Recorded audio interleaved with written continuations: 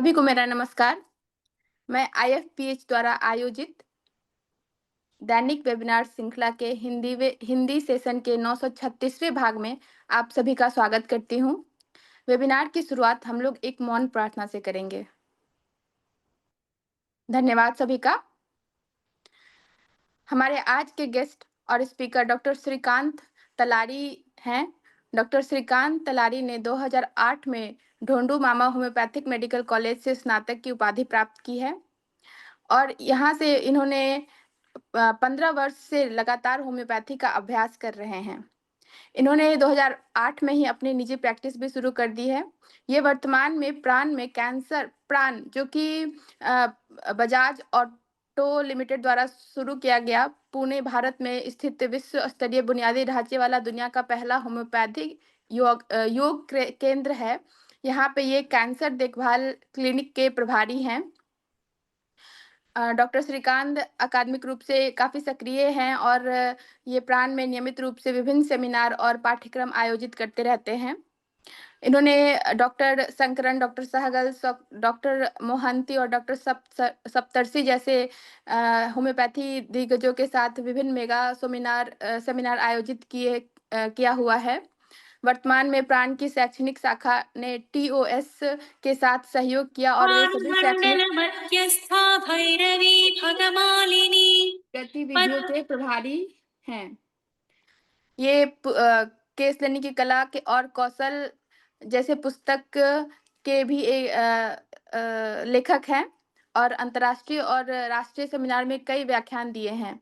इनके शोध विषय कोविड अनुसंधान KEM Ruby hall clinic Pune में अनुसंधान में सक्रिय भूमिका निभाई है और कोविड मामलों में होम्योपैथी की भूमिका पर शोध किया है। वर्तमान में ग्रैनुलोमेटस मेटास्टिसिस पे शोध कर रहे हैं और इन दोनों शोधों में डॉक्टर राजन संकरन मुख्य अन्वेषक रहे हैं। मैं आपका बहुत बहुत आज स्वागत करती हूँ और आपसे अनुरोध करती हूँ कि अपने ज्ञान और अनुभव को हमसे साझा करें और सर अपना आप व्याख्यान शुरू करें।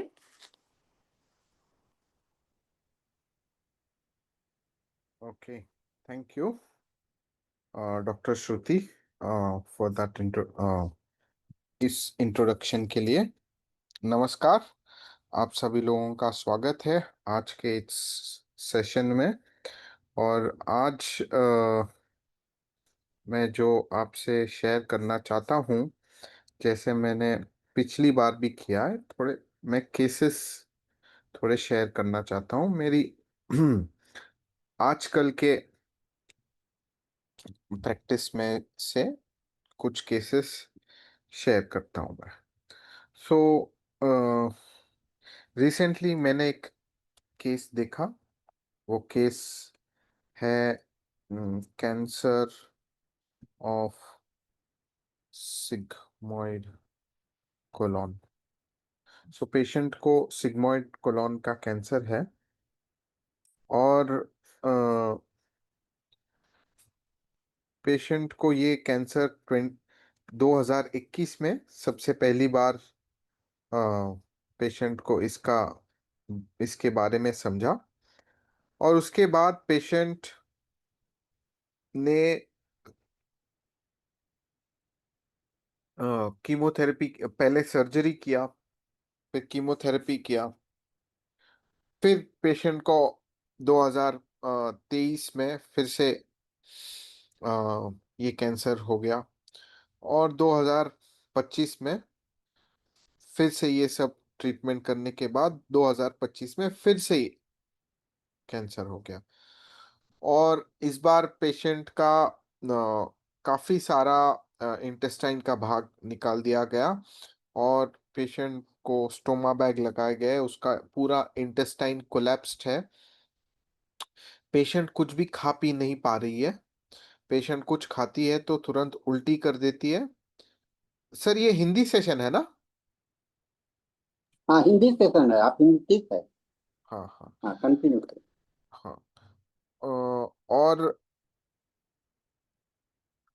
पेशेंट हमेशा उल्टी करते रहती है और उल्टी करके करके पेशेंट का वजन बहुत कम हो गया है, पेशेंट बहुत पतली है, पेशेंट को बहुत ज्यादा दर्द होता है। तो इस समय पर पेशेंट अपने पास आती है, और जब केस हमारे पास प्रेजेंट होता है तो हम पहले ये सोचते हैं कि इसका कारण क्या, इस पेशेंट को कैंसर क्यों डेवलप हुआ। और अगर हम कारण ढूंढेंगे तो हमको समझेगा कि ठीक क्या करना है। तो मुझको हिस्ट्री में ऐसे मिला कि मुझको एसिडिटी का तकलीफ बहुत पहले से है, कहती है पेशेंट। मैं बोला क्या तकलीफ है, तो कहती है कि मैं पेशेंट एक फार्मर है, मैं खेती में जाती थी काम करने के लिए, और वहां पर मैं काम करती थी, और काम कर बाद बीच में हम लोग खेती में बैठते थे। अ, रोटी और मिर्ची का बहुत मुझको आदत था, मिर्ची मसाला, और थोड़ा नॉनवेज का सेवन, अंडा, चिकन, ये सब मैं खाती थी। लेकिन जब जब मैं मिर्ची खाती थी तो मेरे को तकलीफ होता था। बट मुझको मिर्ची इतना पसंद था कि मुझको ऐसा लगता था कि मुझको खाना है, तो मैं क्या करती थी कि मिर्ची भी खा लेती थी, और उसके साथ साथ एंटासिड ले लेती थी। एंटासिड अगर मैं लेती थी तो मेरा एसिडिटी कंट्रोल में रहता था, तो मुझे मिर्ची भी खाने आ जाता था, और एसिडिटी भी नहीं होती थी। बट कभी कभी फिर भी कुछ दिनों में एक बार अगर बहुत नॉनवेज हो गया, बहुत मसालेदार कुछ खा लिया, तो मुझे अचानक से ऐसे जुलाब जैसे होना, उल्टी जैसे होना, पेट में बहुत जलन होना, पेट बहुत दुखना, हम्म ऐसे सब होता था। और उस समय ऐसा लगता था कुछ भी करके उल्टी होना चाहिए, अगर उल्टी हो जाएगा तो मुझे अच्छा लगेगा। हम्म तो फिर मुझ और फिर उस समय पर अगर मेरा पेट साफ हो जाता था या उल्टी हो जाती थी तो मुझे अच्छा लगता था। और उस समय के दर्द की वक्त मुझे ऐसा लगता था कि गर्म पानी पीना है, अगर गर्म पानी पीती हूं तो अच्छा लगता था। ये पेशेंट के पास हिस्ट्री में है। तो बहुत दिन से ये चल रहा था। फिर मुझको लगा कि आ, ये सब चलता है, और मैं ऐसे चलाते रही। फिर अभी 2021 में मुझे ऐसे सब हो गया, और उसके बाद फिर मैंने थोड़ा सा डाइट पे अपने कंट्रोल लाया, थोड़ा मिर्ची, थोड़ा मसाला कम किया, और मैं थोड़ा सा कंट्रोल में रहती थी। बट फिर भी मुझे ये कैंसर बार बार होता रहता है, और अभी मुझको अ, ऐसा है कि मुझे बहुत कंटिन्यूअस वॉमिटिंग होता है, इनडाइजेशन होता है, कुछ भी खाती हूँ बिल्कुल डाइजेस्ट नहीं होता। अगर मैं पानी भी पी रही हूँ तो उसका मुझको उल्टी हो जाता है, और कुछ भी खा रही हूँ तो तुरंत पेट में दर्द हो रहा है, इतना जोर से दर्द होता है कि उसके साथ पीठ दर्द करता है, और बहुत ज्यादा कमजोरी आ गई है, बहुत कमजोर हो गई क्योंकि खाना ही नहीं जाता। बहुत फोर्स करती हूँ खुद को कि मैं खा लूं कुछ, और अगर मैं खा भी लेती हूँ तो थोड़ी देर में मुझको उल्टी होती है, जो ग्रीन कलर की उल्टी होती है, जिसके साथ कफ निकलता है, और पेट में जलन होती है। और ये जलन जो है कम होती है अगर मैं उल्टी करती हूँ, तो उल्टी करने के बाद मुझे अच्छा लगता है, ये जलन थोड़ी बहुत कम होती है, तो जो भी खाया वो सब पूरा निकल जाता है। ये जलन जो है, ये नाभि के आसपास है, और उसके साथ मुझे इतना उल्टी हो जाने के बाद ऐसा लगता है कि शरीर पूरा सुन्न हो गया है, ऐसे जैसे कि कुछ महसूस ही नहीं हो रहा। इतनी मैं कमजोर हो जाती हूँ, बिल्कुल बात करने का, चलने का, फिरने का कुछ भी इच्छा नहीं करता, ऐसे लगता है कि बस लेटे रहूं, कुछ नहीं करना है। कमर दुखता है, मेरे मेरे हिप जॉइंट्स दुख रहे हैं। हाँ, पूरा शरीर अंदर से दुख रहा है, जैसे कि अब जान नहीं बची, अभी बस हो गया मेरा। हाँ। इसके साथ पेशेंट को, जैसे मैंने पहले भी बोला, पेशेंट को वार्म एप्लीकेशन, मतलब कुछ गरम पीती है या गरम कुछ शेक देती है तो अच्छा लगता है दर्द के समय, ये जो जलन होती है। पेशेंट कहती है, मैंने उनको पूछा भूख कैसा है आपका, तो बोलती है मेरे को भूख बहुत लगता है, बट खाती हूँ तो कुछ जा टिकता नहीं है, उल्टी हो जाता है। पानी का प्यास कम है मेरा। हम्म मसाला और ये सब खाने का बहुत मेरा मन है, डिजायर है, वर्जन। हम्म और मुझको पोटैटो, मतलब बटाटा या ब्रिंजॉल, ये मेरे को बिल्कुल पसंद नहीं है। हम्म तो ये है केस। तो अगर आप में से कुछ हम डिस्कस कर सकते हैं, तो आप बताओगे कि हम लोग क्या सिम्टम लेंगे। ओ।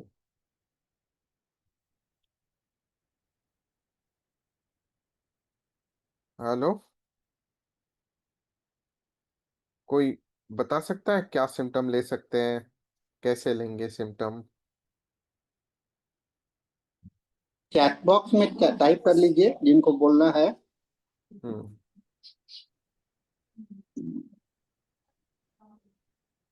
लेकिन अभी कुछ बोल नहीं रहे हैं।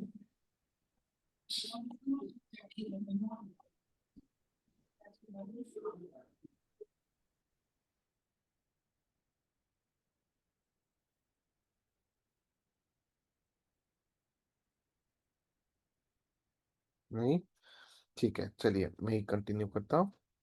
तो देखिए, ऐसा है कि हमको सबसे पहले ये जानना है कि कारण क्या है, कि पेशेंट बीमार या पेशेंट को कैंसर डेवलप क्यों हुआ। तो उसका कारण हमको ये समझता है कि पेशेंट को पहले से एक एसिडिटी की बीमारी है, वो शायद ठीक नहीं हुई और उसको उन्होंने एंटासिड्स लेके उसको सहन किया, या उसको हम मराठी में कहते हैं दुर्लक्ष्य किया, जिसकी वजह से धीरे धीरे धीरे धीरे बीमारी बढ़ती गई। तो अब हमको ये सोचना चाहिए कि फिर पेशेंट को एसिडिटी भी क्यों होता है, उसका क्या कारण है। तो हमें समझता है उसका कारण है मसालेदार खाना, मिर्ची खाना, है ना। अगर वो मसाला नहीं खाती, अगर वो मिर्ची नहीं खाती, तो उसको एसिडिटी नहीं होती। लेकिन क्या इंपॉर्टेंट है कि वो ये रोक नहीं पाई खुद को मसाला और मिर्ची खाने से, उसने बस झोंक दिया, बस मसाला मिर्ची खाना ही है। ये जो कंपल्सरी, इसको कैंट बोलते हैं कंपल्सरी डिजायर,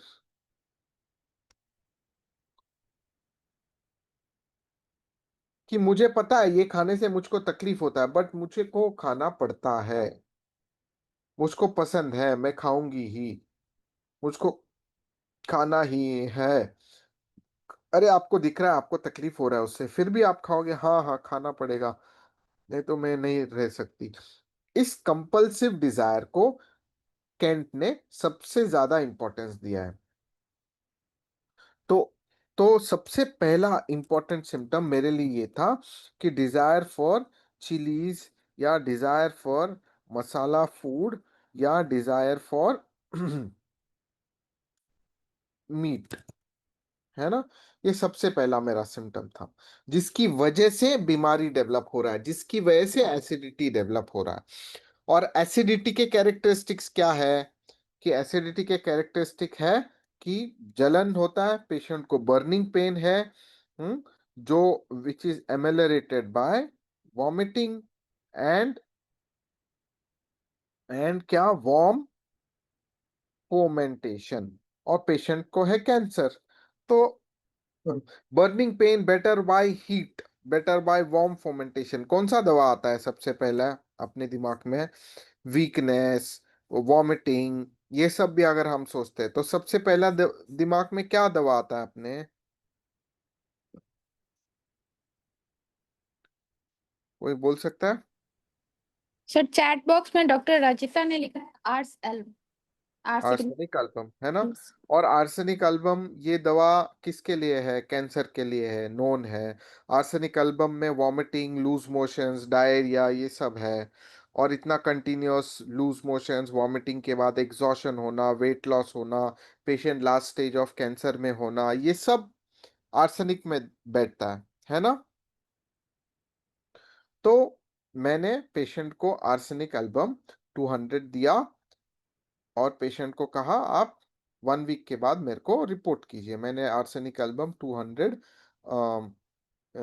पेशेंट को दिया, दिन में 3 बार लेने के लिए, 1 वीक के लिए, और उनको बोला 1 वीक के बाद मेरे को बताओ कैसा है आपको। तो पेशेंट 1 वीक के बाद आई, कहती है कि अरे आपके दवा से तो मुझको कोई भी फर्क नहीं पड़ा। मैंने बोला नहीं यार, आर्सेनिक तो बहुत अच्छा दवा है, सब कितना कैरेक्टरिस्टिक सिम्टम है आपका, आपका पैथोलॉजी भी बैठता है। तो मैंने क्या किया, आर्सेनिक एल्बम का पोटेंसी बढ़ा दिया, पेशेंट को आर्सेनिक एल्बम 1 ml दिया, रिपीटेड, 1 वीक के बाद बुलाया, फिर वापस बोलती है कुछ भी फर्क नहीं, अभी मैं ट्रीटमेंट बंद कर रही हूँ, बस हो गया। वैसे भी मुझको अपने आप पर और ये पैसा खर्च नहीं करना है। सब डॉक्टर बोलते हैं फर्क पड़ता है, फर्क पड़ता है, बट मेरे को किसी डॉक्टर से फर्क नहीं पड़ता, मैं आपका ट्रीटमेंट बंद कर दूंगी। अभी लकीली उसका बेटा होम्योपैथ था, तो मैंने बोला बस एक बार मेरे को जरा मिलने दो, एक लास्ट टाइम, हम कुछ ना कुछ करेंगे। तो मैंने पेशेंट को बुलाया और मैंने पेशेंट को पूछा क्या हो रहा है। तो उसने वही सब सिम्टम बताया जो पिछली बार बताया था। तो मैं सोचू यार क्या करने का, कुछ तो अलग मिलना चाहिए। तो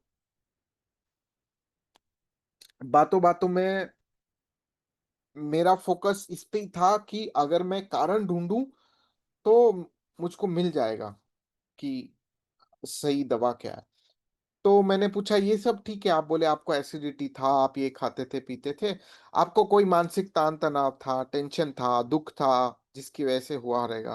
बोलती है नहीं नहीं, मैं तो, मेरा तो जिंदगी बहुत आराम से गया है, खेती करो, हम नॉर्मल आदमी है, हमको ऐसे कुछ स्ट्रेस वगैरह नहीं होता है।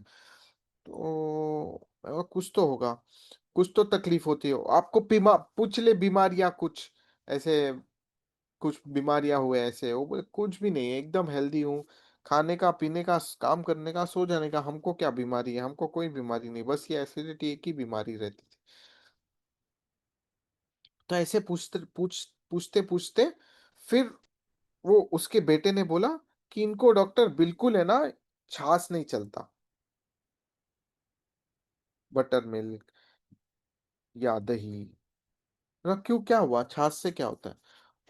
वो कहती है कि मुझको वो बचपन से है, मतलब बहुत पहले से, मतलब मेरे को लगता है शायद जब से जन्म हुआ है मेरा तब से, कि मेरे को बटर मिल्क बिल्कुल नहीं सहन होता।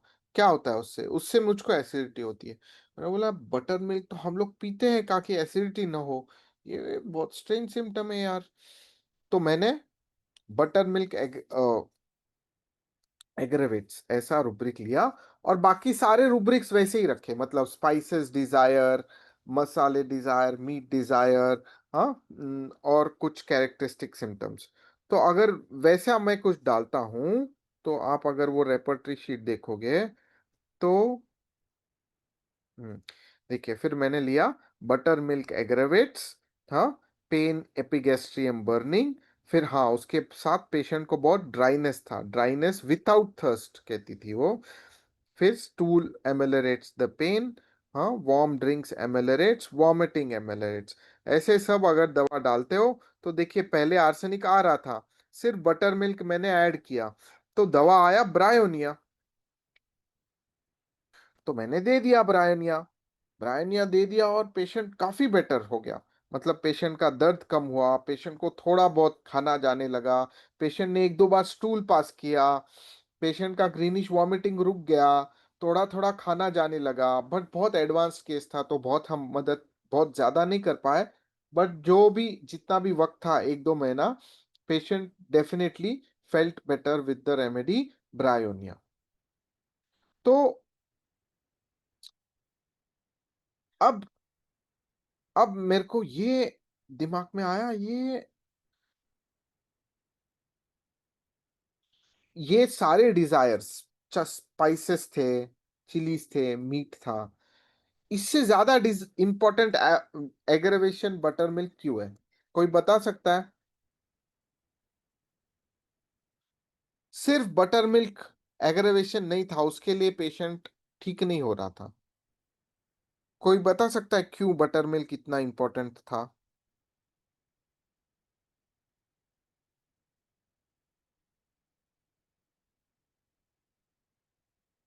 एनीबॉडी? नो? सो देखिए, ये केस मेरे लिए थोड़ा आई ओपनिंग केस था। क्यों? क्योंकि ये केस से मुझको हैनीमैन का इंपॉर्टेंस ऑफ मायाज्म समझा। मतलब क्या कि अगर हमको एक वॉलेंटरी इच्छा है ना, श्रीकांत जी, यू कैन कवरेज। हाँ या हाँ, मेरा थोड़ा इंटरनेट चला गया था सर, ओके उसके ओके लिए ड्रॉप हो गया। ओ ओ ओ हाँ, सो मैं ये कह रहा था कि बटर मिल्क क्यों ज्यादा इंपॉर्टेंट था, क्योंकि बटर मिल्क ये एक इनहेरेंट सिम्टम था। पेशेंट को ये सिम्टम जन्म से था, और ये सिम्टम पे पेशेंट का कोई भी वॉलेंटरी कंट्रोल नहीं था।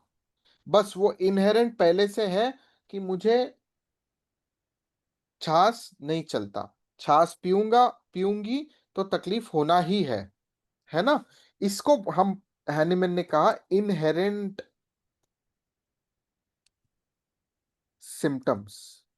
इसी इनहेरेंट सिम्टम्स को हम अपने होम्योपैथिक टर्मिनोलॉजी में मायस्मेटिक सिम्टम्स कहते हैं, कि ये मायस्मेटिक सिम्टम मिसिंग था। तो जो दवा हम चुनेंगे ना, स्पेशली क्रॉनिक डिजीज में, क्यों कहते हैं Hahnemann, in chronic disease the most important symptoms are miasmatic disease symptoms. अगर आप मायाज्म को कवर नहीं करोगे तो आप पेशेंट को ठीक नहीं कर पाओगे। तो और एक चीज बहुत महत्वपूर्ण ये है कि मायस्मेटिक सिम्टम मतलब ये नहीं कि हम उसको किसी ढांचे में बिठा दें कि ये सोरा का सिम्टम है क्या, ये साइकोसिस का सिम्टम है क्या, ये सिफिलिस का सिम्टम है क्या। ऐसा कोई जरूरी नहीं है। आप बस ऐसे वाले सिम्टम्स उठाओ जो इनहेरेंट है, जो पेशेंट को जन्म से है, और जो पेशेंट के जेनेटिक कॉन्स्टिट्यूशन को रिजेंबल करते हैं, वो वाले सिम्टम्स आप उठाओ और उसको आप पकड़ के फिर उसके डिजायर्स, एवर्जन्स और उसके मेंटल सिम्टम्स को लो और फिर पैथोलॉजी लो, तो आप सही दवा दोगे। लेकिन अगर आप मायस्मेटिक सिम्टम्स ही नहीं लोगे, या मायज्म को इसी ढांचे में बैठाने का कोशिश करोगे कि ये सोरा है या सिफिलिस है, साइकोसिस है, तो आपको मायज्म हर केस में नहीं मिलेगा। आपको मायस्मेटिक सिम्टम ढूंढना है, मायज्म नहीं ढूंढना है पेशेंट का। हम लोग गलती क्या करते हैं, हम मायज्म ढूंढने जाते हैं कि ये सोरा है क्या, सिफिलिस है क्या, साइकोसिस। नहीं, जरूरी ही नहीं है ये।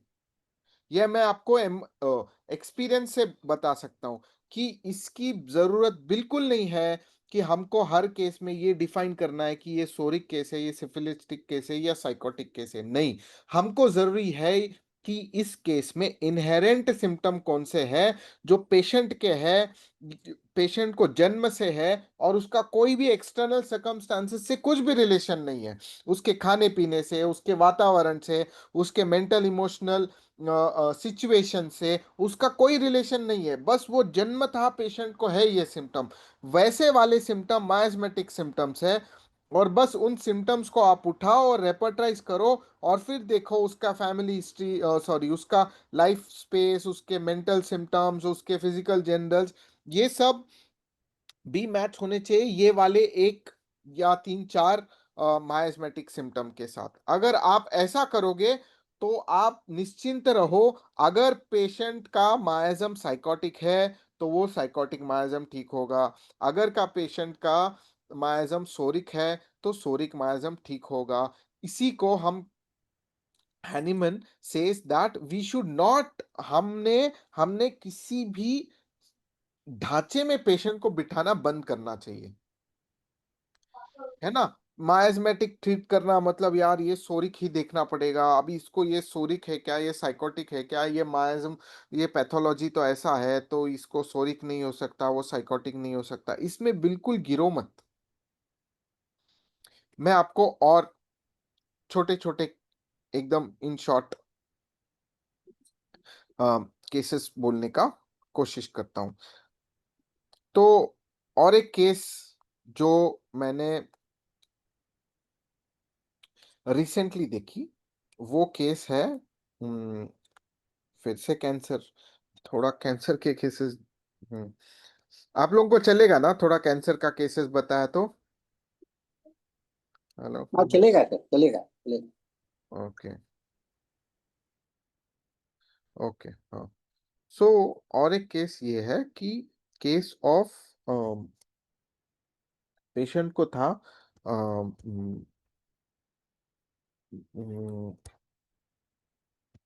क्या बोलते हैं, कौन सा cancer, cancer of bile duct, bile duct and liver, ठीक है। और पेशेंट है कुछ, पेशेंट का उम्र कुछ 35-40 के आसपास है, ठीक है। अब इस पेशेंट को जब वो आई मेरे पास तो उसको है कैंसर लिवर में, और वो काफी बढ़ रहा है और बहुत फास्ट बढ़ रहा है। हाँ, और उसको उसके साथ पास्ट हिस्ट्री में उसको उसको फिर से भूल गया, कोलेन स्क्लेरोजिंग, स्क्लेरोजिंग कोलेंचाइटिस, है ना, करके एक ये है, ऑटो इम्यून डिजीज है जिसमें लिवर में स्क्लेरोसिस होता है। इसको पहले से एक 10 साल से। हम्म। तो जैसे पिछले केस में एसिडिटी था, पेशेंट को एसिडिटी था, वो कुछ ने कुछ सुपरफिशियल ट्रीटमेंट किए तो वो जाके एक दिन कैंसर बन गया। अब ये केस में पेशेंट को ऑटो इम्यून डिजीज था लिवर में, उसने ठीक नहीं किया कुछ ऑटो इम्यून सप्रेसेंट के लिए या कुछ, कभी उल्टी हो गया कभी पेन हो गया तो कुछ दवा ले लिया, उसने निकाला 4-5 साल, 7-8 साल के बाद उसको लिवर में कैंसर डेवलप हो गया। तो आप देख रहे हो दोनों में एक डिस्पोजिशन दिख रहा है कि पहले में एसिडिटी था फिर इंटेस्टाइन का कैंसर हुआ, दूसरे में लिवर है और फिर लिवर का कैंसर हो गया। हम्म। फिर उसका ऐसा था कि प्रेजेंट सिचुएशन कि वो बहुत फैल गया है, बहुत बढ़ गया है, और इतना बड़ा हुआ है कि उसको सर्जरी भी नहीं कर सकते, इतना बड़ा हुआ, काटेंगे तो लिवर ही नहीं बचेगा, लिवर के बिना पेशेंट क्या जिएगा। तो एक्चुअली उसको 1-2 महीना सिर्फ सोचने में जा रहा था कि करूँ क्या अभी मैं, मेरे को कोई ट्रीट करने को रेडी नहीं है, कोई सर्जन भी हाथ लगाने को रेडी नहीं है, क्यों हाथ लगाए। और दूसरी इंपॉर्टेंट चीज ये थी कि पेशेंट थी थैलेसीमिया, थैलासीमिया माइनर, तो उसको खून भी उसका कम था कुछ 9 के आसपास। तो खून भी कम है, इतना वाइड स्प्रेड कैंसर है, कौन हाथ लगाएगा, आपको हाथ लगाऊंगा आपका बेड में ही आपको कुछ हो गया तो कीमो भी बहुत एग्रेसिव, आप सह पाओगे नहीं सह पाओगे, ऐसा पेशेंट का सिचुएशन था। तो तब वो आई थी मेरे पास कि अभी मैं क्या करूं, कोई मेरे को ट्रीटमेंट देने के लिए रेडी नहीं है। तो मैंने बोला चलो हम कोशिश करते हैं, हमसे जितना होगा करेंगे हम। तो क्या तकलीफ होता है, तो बोलती है मेरे को बीच में बुखार आता है, थोड़ा बहुत पेट दुखता है, और हमेशा बीमार रहती हूँ, वेट वजन कम हो रहा है, खाना नहीं जाता, दिन ब दिन खाना कम हो रहा है, वजन कम हो रहा है, ऐसे सब।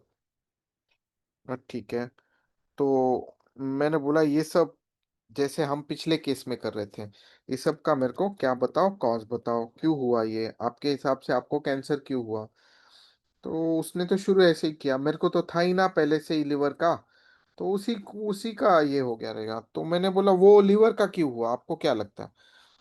तो वो बोलती है कि मेरे को ऐसा लगता है शायद मेंटल इमोशनल स्ट्रेस से हुआ।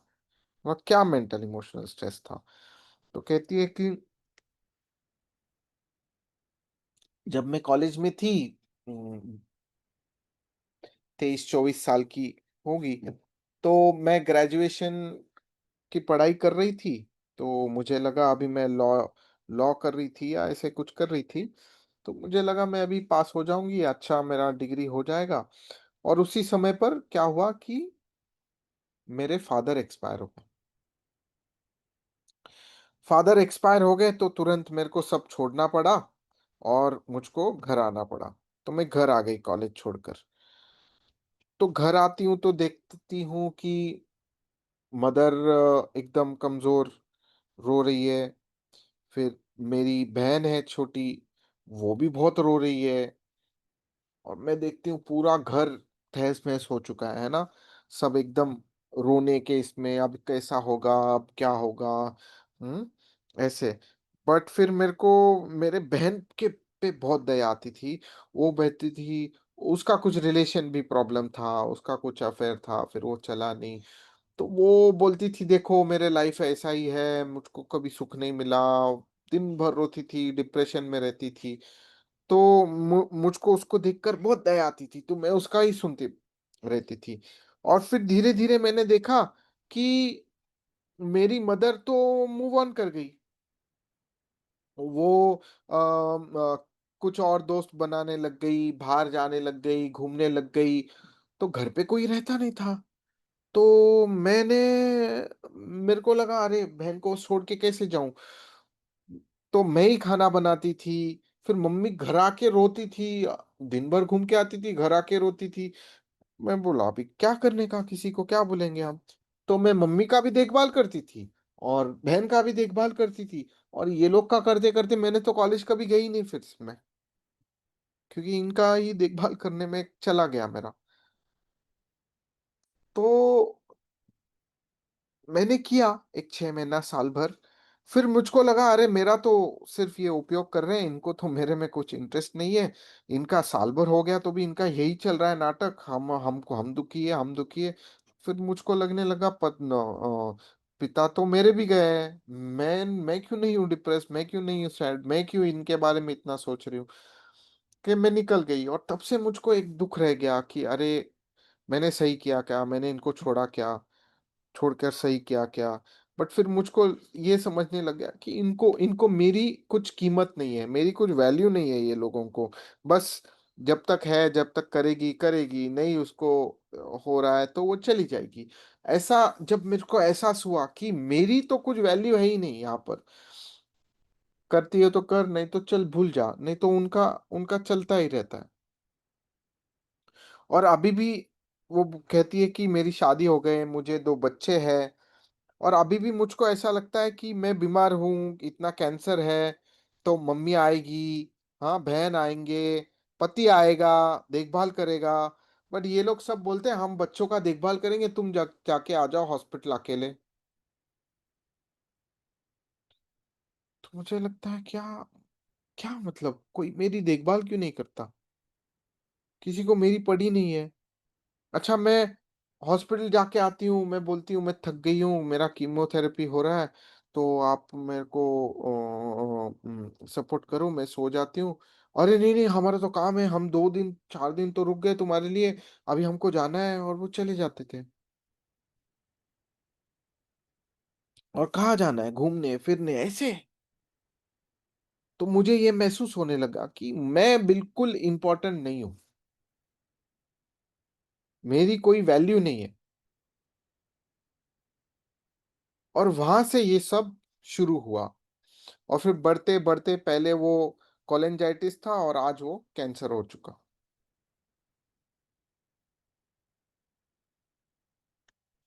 ठीक है, आप समझ रहे हैं सब लोग? हेलो हेलो, सी यस। हाँ, बढ़िया चल रहा, बढ़िया चल रहा। यस। तो फिर मैंने पूछा कि अरे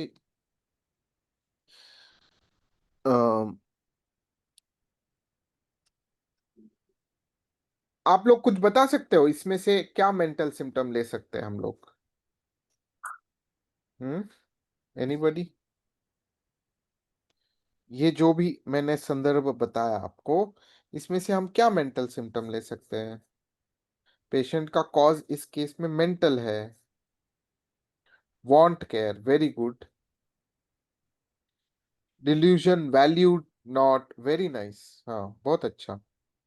ठीक है। हाँ, तो एक चीज आप सबको अगर याद होगा, हम लोग ने लास्ट टाइम के भी सेशन में मेंटल सिम्टम्स का सेशन जब किया था, तब मैंने बोला था जब कोई मेंटल सिचुएशन होता है ना, तो उस सिचुएशन में एक होते पेशेंट के फीलिंग्स, है ना, जैसे कि मेरी कुछ वैल्यू नहीं है, मेरा कोई केयर नहीं करता, ये सब पेशेंट के फीलिंग्स है। हाँ, और दूसरा होता है पेशेंट के एक्शंस। पेशेंट का एक्शन क्या है? उसकी कोई देखभाल नहीं करता, लेकिन पेशेंट का एक्शन क्या है कि वो दूसरों की देखभाल करती है ना, वो उनके लिए अपना करियर भी छोड़ देती है। और इतना उसको तकलीफ है कि मेरे को कैंसर है, मेरा कीमो है, तभी भी वो उनको ये नहीं बोल पाती है कि नहीं नहीं रुको, मेरे लिए आप क्यों घूमने जा रहे हो, रुको। हाँ, क्या आपको, हाँ हाँ हाँ हाँ, हाँ ठीक है, आप रुके, थैंक यू, आप चले जाओ, है ना। तो ये जो है कि पेशेंट का बिहेवियर, कि दूसरों को केयर करना, दूसरों भी की देखभाल करना, दूसरों को ये क्या इम्पोर्टेंस देना, लेकिन दूसरे उसको इम्पोर्टेंस नहीं देते, है ना। जब आप दूसरों को इम्पोर्टेंस देते हो इस इच्छा से कि मेरे को मुझको इम्पोर्टेंस मिल जाएगा, वो जनरली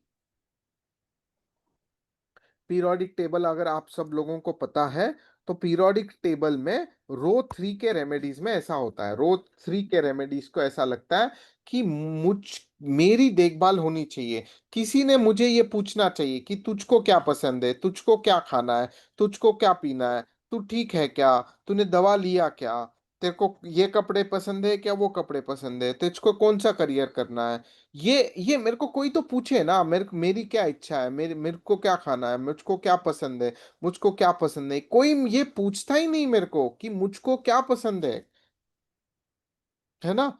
तो ऐसा जब पेशेंट बोलता है, तो आपको ये पता होना चाहिए कि ये रो 3 का दवा है ना। और उसमें से अगर पेशेंट ये बोलता है कि मुझको, मैंने जो ये सब किया इतना दूसरों के लिए, उसका उसका उसका वैल्यू होना चाहिए, उसको उसका एप्रिसिएशन होना चाहिए, लोगों ने बोलना चाहिए कि हाँ थैंक यू, तुमने किया, तुमने हमारे लिए किया। ऐसा बोलना चाहिए ना, कभी तो बोलना चाहिए कि तुमने किया, तुम बहुत अच्छी हो, तुम्हारे वजह से उस वक्त मेरी मदद हो गई, तुम बहुत अच्छा करती हो, तुम बच्चों को भी संभाल रही हो, तुम घर भी संभाल रही हो, पति है, शादी किया, बट वो बोलता ही नहीं कभी मेरे बारे में, कुछ अच्छे शब्द निकलते ही नहीं है। मेरे बारे में लोगों ने कुछ तो अच्छा बोलना चाहिए। हाँ, उसको बोलते हैं एप्रिसिएशन डिजायर, कि मेरे बारे में किसी ने अच्छा बोलना चाहिए।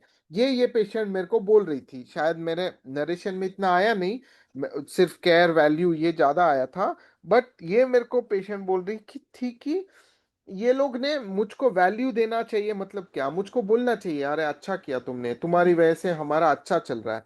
उसको बोलते हैं एप्रिसिएशन, एप्रिसिएशन डिजायर फॉर।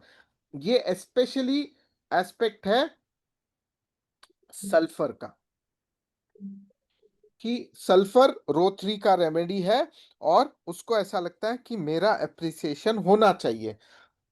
और दूसरा पार्ट इस केस में ये था कि मेरा एप्रिसिएशन नहीं हो रहा है, फिर भी मैं कर रही हूँ, फिर भी मैं कर रही हूँ, फिर भी मैं कर रही हूँ। क्यों कर रही हूँ मैंने नहीं करना है। मुझको बोलना चाहिए वो लोग को, ऐसे कैसे कर सकते हो, मुझको बोलना चाहिए, बट मैं कभी बोलती नहीं हूं। तो ये न बोलना, रिप्रेस करना, अपने फीलिंग्स को अपने अंदर ही रखना, ये फीलिंग है मैग्नीशियम का। तो ये पेशेंट को मिला दवा मैग्नीशियम सल्फ। पेशेंट को दिया गया दवा मैग्नीशियम सल्फ। पहले तो मैग्नीशियम सल्फ इसके लिए दिया गया क्योंकि कॉज मेंटल सिचुएशन है। उस मेंटल सिचुएशन के बाद ही लिवर कंप्लेंट स्टार्ट हुआ है ना। उसके पहले नहीं था पेशेंट को लिवर कंप्लेंट, उसके बाद ही चालू हुआ है।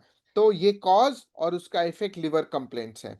और जो हमने पिछले केस से देखा कि जेनेटिक डिसऑर्डर क्या है, जेनेटिक कंप्लेंट क्या है, तो वो है थैलेसीमिया। फिर मैंने पेशेंट को थैलेसीमिया के सिम्टम पूछे क्या है, तो वो बोलती है मुझको बचपन से मैं बहुत ऐसे लीन थीन एमेसिएटेड हूँ, मेरा कभी खून नहीं बढ़ता है, मैं कितना भी खाऊं मुझको पचता नहीं है, मुझको एसिडिटी होती है, मुझको सावर इरेक्टेशंस रहते हैं, फिर मेरे को ग्रीन कलर का जुलाब होता था, मेरे को डेंटिशन का प्रॉब्लम होता था।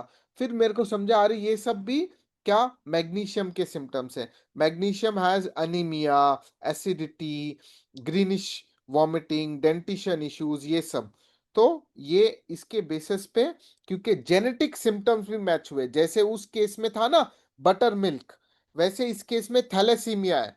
तो थैलेसीमिया के जो सिम्टम्स है वो मैच होने चाहिए इसके साथ जो अभी का मेंटल इमोशनल पिक्चर के बाद जो सिम्टम है। अगर वो सिम्टम और थैलेसीमिया के सिम्टम दोनों अगर दिखाते कि ये मैग्नीशियम सल्फ है, तो सोने पे सुहागा।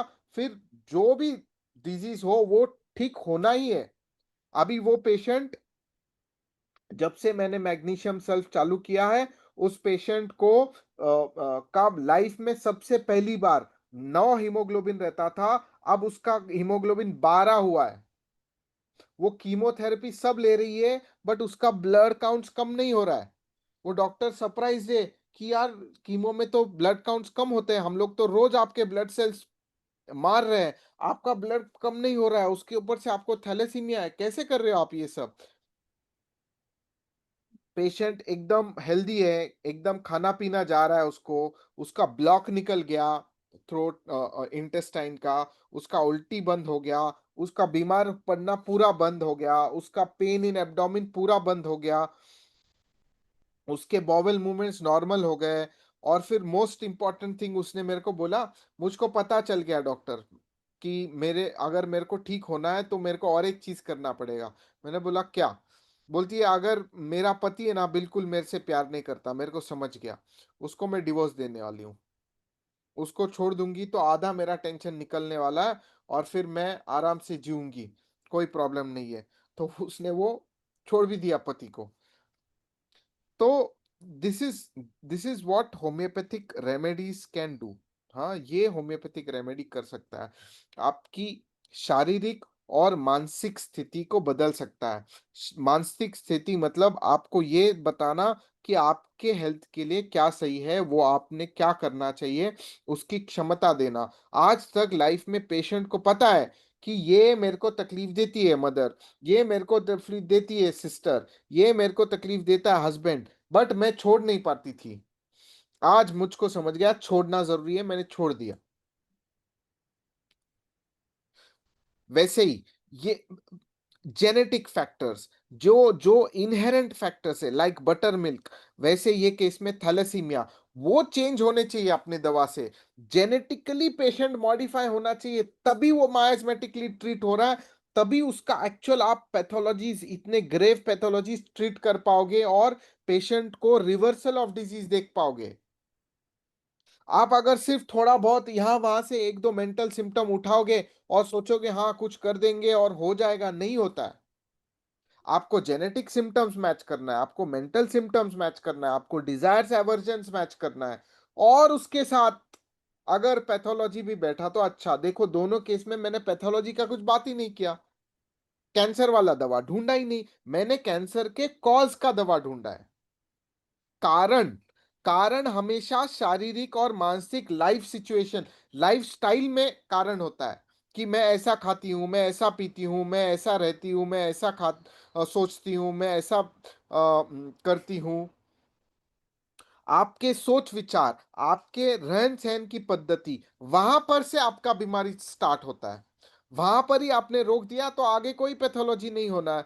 लेकिन आप वहां पर नहीं रोक पाए, या आपने उस वो करते हुए दूसरे मार्ग ढूंढ लिए, तो धीरे धीरे क्रॉनिक डिजीज एक बड़ा डिजीज बन के उभरेगा। तो उसको ठीक करने का कारण क्या है? वापस से लाइफस्टाइल स्टडी करो पेशेंट का, उसके खाने पीने का तरीका, उसके सोचने का, उसके भावनाओं का, उसके इमोशंस का, ये सब का स्टडी करके वो कॉजेस को अगर हम एड्रेस करते हैं, तो फिर हम पैथोलॉजी ट्रीट कर सकते हैं। अगर हम ये सब छोड़ के सिर्फ कैंसर बता दो मेरे को, स्टमक कैंसर का क्या दवा है, बता दो मेरे को कोलोन कैंसर का क्या दवा है, अरे उससे अच्छा एलोपैथी करो आप, मत करो होम्योपैथी। होम्योपैथी उसके लिए है ही नहीं। होम्योपैथी कारण ठीक करने के लिए, होम्योपैथी मूल को ठीक करती है। अगर हम मूल को जानेंगे नहीं, अगर हम मूल को पहचानेंगे नहीं, अगर हम केस हिस्ट्री वैसा नहीं लेते, अगर हम एनालिसिस वैसा नहीं करते, अगर हम मायाज्मेटिक सिम्टम्स नहीं ढूंढते, तो कैसे ठीक करेंगे? हम होम्योपैथी ट्रीट ही नहीं कर पाएंगे। तो मेरा आज का बोलने का, ये 2 केसेस शेयर करने का ये उद्देश्य ये था कि आप सब लोगों को मैं दिखा पाऊँ कि कितना इम्पोर्टेंट है कॉज़ पे फ़ोकस करना। ये जानना कि बीमारी का कारण 3 ही लोकेशन में है, बस ये 3 ही कारण है, ये 3 के अलावा कोई कारण नहीं है। पहला कारण है जेनेटिक्स, दूसरा कारण है लाइफस्टाइल, आपका खाना-पीना, रहना, हैबिट्स, ये सब, इन शॉर्ट अपने फिजिकल जनरल, और थर्ड कारण है मेंटल। बस आपको mental symptoms, physical general symptoms और जेनेटिक सिम्पटम्स ढूंढने हैं। पहले ये तीनों को सबसे ज्यादा इंपॉर्टेंस देना है, उसके बाद देखना है कि ये कारण के साथ ऐसा कौन सा दवा है जिसको इस तरह का पैथोलॉजी है। और कभी कभी अगर होता है कि ये तीनों का दवा मिल गया लेकिन वो पैथोलॉजी नहीं कवर कर रहा है, कोई प्रॉब्लम नहीं है। आप कारण ठीक करना के लिए आए हो, आप कारण ठीक करो, पैथोलॉजी ठीक होना ही है।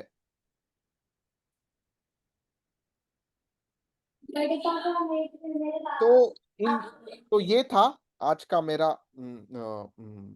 सेशन। तो मुझे उम्मीद है आप लोगों को थोड़ा बहुत कुछ सीखने मिला, और आप थोड़े बहुत इंस्पायर्ड फील करो।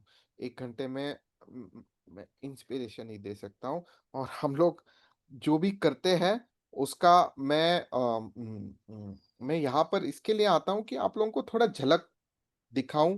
बट हमारा उद्देश्य ये है कि लोगों ने हमसे लॉन्ग टर्म में सीखना चाहिए। हम एकेडमी करते हैं, लेक्चर्स लेते हैं, लाइव केसेस करते हैं। तो आप सब लोगों को मैं इनवाइट करना चाहता हूँ, आप सब लोग कभी भी आपको जैसे इंटरेस्ट डेवलप होगा, आप प्राणा आइए। हम लोग प्राणा में लाइव केस करते हैं। 1.5 घंटे का लाइव केस होता है। 1.5 घंटे के लाइव केस में हम ये सारे कारण कैसे केस टेकिंग में करते हैं दिखाते हैं।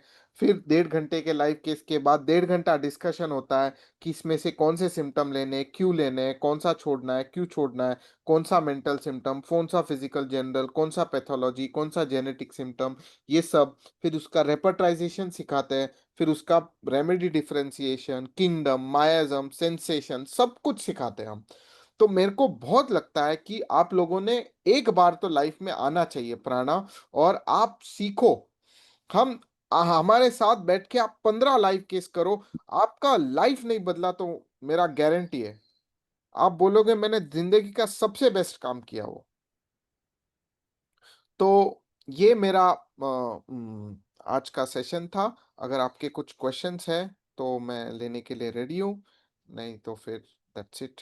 Thank you. क्वेश्चंस किसी को है तो आप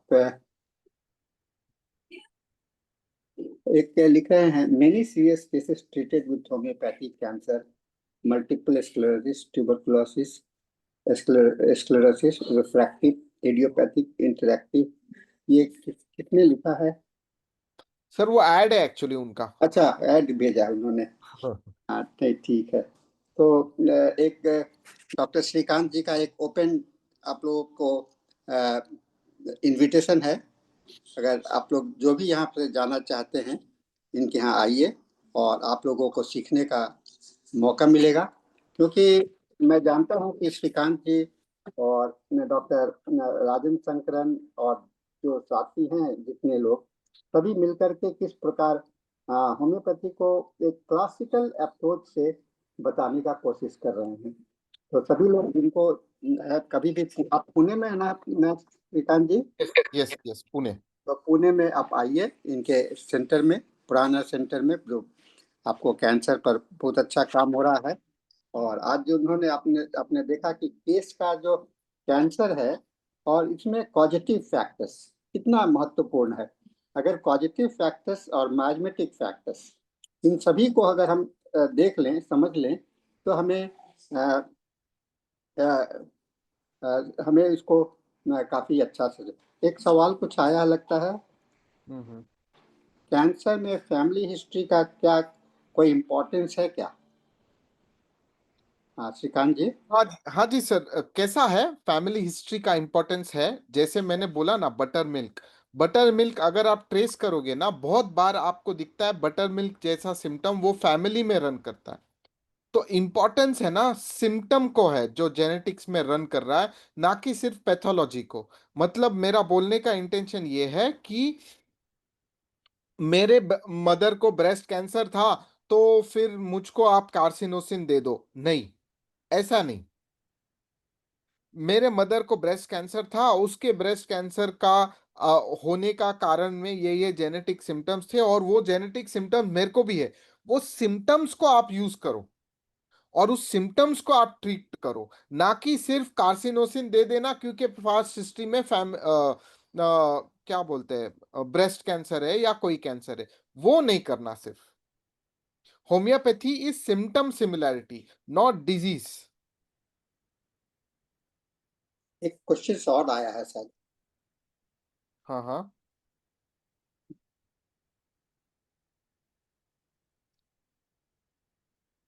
एड्रेस, अच्छा एड्रेस चाहिए उनको प्राणा का। आप प्लीज प्राणा होम्योपैथी मैं इसमें डाल रहा हूँ। टाइप कर दीजिए, टाइप कर हाँ, दीजिए।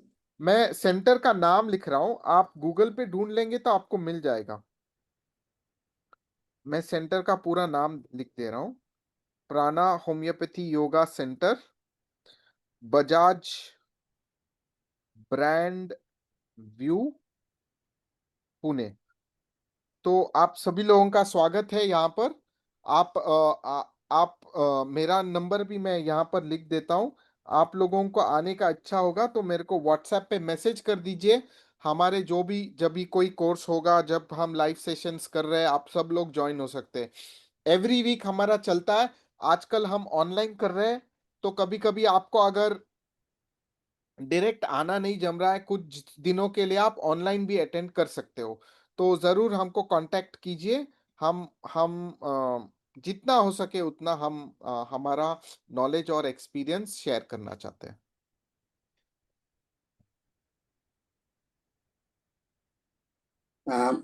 आपका सेशन आज का काफी अच्छा रहा डॉक्टर श्रीकांत जी। आप इसी तरह से एक हम लोग के रेगुलर सेशन में आते रहिए।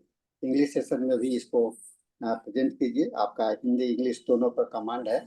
और आपने जो इतने लेक्चर देने का आपका, और लेक्चर प्लस क्लिनिकल अप्रोच, ये दोनों का मिश्रण जो है तो उन्हीं के पास में हो सकता है जिनके पास में क्लिनिकल अप्रोच ही ज़्यादा हो। और आप लोगों ने जो क्लिनिकल अप्रोच रखा है तो उससे आपका क्लैरिफिकेशन और आपका मेंटल एबिलिटी जो है तो काफ़ी महत्वपूर्ण होता चला जा रहा है। और इससे आपका सबसे अच्छा आपका ये बनता है। तो इसके मैं Shruti ji, if you have any questions, आप या आप कुछ बोल सकते हैं तो सर के विषय में बताइए। Doctor Shruti, you are here? Doctor Shruti, you unmute yourself. Yes, sir. Yes, sir. Sir, I'm here. Sir ji, doctor Shrikant sir का ये सेशन बहुत ही अच्छा था और जैसा कि आपने कहा कि हम लोग सिम्टम्स देखते हैं, डिजीज़ नहीं देखते हैं। ये आजकल जो है वो मोस्टली कहीं भी देखिए तो लोग पूछते हैं कि इस मेडिसिन इस डिजीज़ में क्या-क्या इम्पोर्टेंट रेमेडीज़ हैं वो बता देने के लिए ये है। तो लेकिन ये जो अप्रोच आजकल जो शॉर्टकट अप्रोच जिसको बोल सकते हैं, वो ज़्यादा होते जा रहा है। लेकिन ये जो हम लोग इसका क्लासिकल होम्योपैथी है उसको प्रैक्टिस करना ज़्यादा अच्छा है। सो बहुत ही अच्छा आपका सेशन था सर, बहुत ही हम लोग के लिए पूरा इन्फॉर्मेशन से भरपूर था और जिसको हम लोग अपने प्रैक्टिस में रेगुलर यूज़ कर सकते हैं सर। बहुत-बहुत धन्यवाद सर आपका। साथ ही मैं सभी पार्टिसिपेंट्स का भी धन्यवाद करना चाहती हूँ और इसके साथ हमारा हिंदी सेशन समाप्त हो रहा है। सर मैं साहनी सर से अनुरोध करती हूँ कि सर आप क्लोजिंग वर्ड्स अगर कुछ बोलना चाहते हैं तो बोलिए। डॉक्टर श्रीकांत जी, आपका जो प्रैक्टिकल अप्रोच है इससे हम लोग कई एक बार लाभान्वित हो चुके हैं, पहले भी बहुत आपने किया है और आगे भी करते रहिए।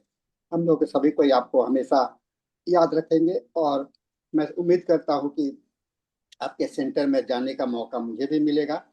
मैं भी अगर उधर जाने जरूर का आइए। मौका मिलता है, मेरे ट्रैवलिंग तो मेरी मुश्किल है, लेकिन अगर मौका मिला तो जरूर मैं जाऊंगा। सर और एक बात और, ऑनलाइन सेशन अगर सर होता है तो ज़रूर हम लोग से शेयर करें, हम लोग ज़रूर जॉइन करेंगे सर। हाँ, आप मेरे को प्लीज कांटेक्ट कीजिए ना, मेरा नंबर तो डाल दिया है मैंने। यस सर, आप यस मेरे सर। को डाल दीजिए, जिसको जिसको इंटरेस्ट है उसको मैं हमारे व्हाट्सएप ग्रुप में ऐड कर दूंगा। श्रुति जी के जैसे पास ही पे आप तो मोबाइल नंबर। व्हाट्सएप ग्रुप में आप you will be automatically added, तो आपको हमेशा रेगुलर अपडेट्स मिल जाएंगे। तो इसके साथ में सेशन आज का समाप्त होगा और हम लोग सेशन को हैंड ओवर करते हैं डॉक्टर धनेश को और English session. So you can start your session now doctor Dhanesh.